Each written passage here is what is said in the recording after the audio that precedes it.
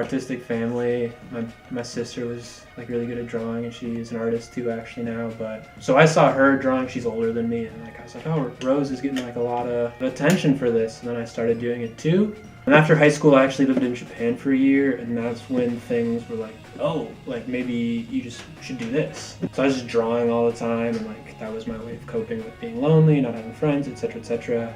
I moved back to the States. I actually ended up getting a painting degree. I got sidetracked a little bit. I worked odd jobs. I worked at a museum, I worked at a restaurant, and I was drawing all the time on the side, drawing at work, you know, getting in trouble for not really doing what I was supposed to be doing and just drawing. And it really only clicked like about a year and a half ago. I mean, there's still like 10 years of grinding it out to get to that point. I don't know, growing up in the Midwest, it's kind of just like, you have to make your own fun at the end of the day. Yeah, when I got hit up to make boards for CCS, it was like, this is crazy. I used to buy stuff from CCS, and now they want like me to make drawings for them. It was a really surreal moment, and I was so stoked to see that happen. And the C tools are super sick because I think for me, I kind of get blinded by my own kind of ways of putting in color as an illustrator. I like have just like, oh, like this sun has to be this shade of yellow, or it has to, you know, function like this. But with the C tools, I'm super excited to see people reinterpret how my drawings work. So there's like the art director at CCS did a coloring, and they sent it to me, and it was like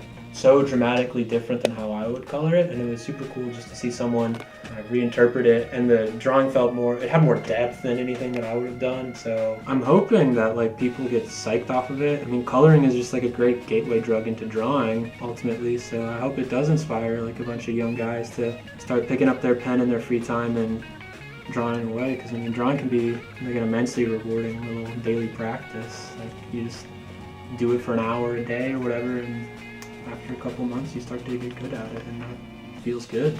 It's a lot like skateboarding too. I mean, like it's like landing that first kickflip where you're just like, oh, I think I got it, and it's ugly, but you got it.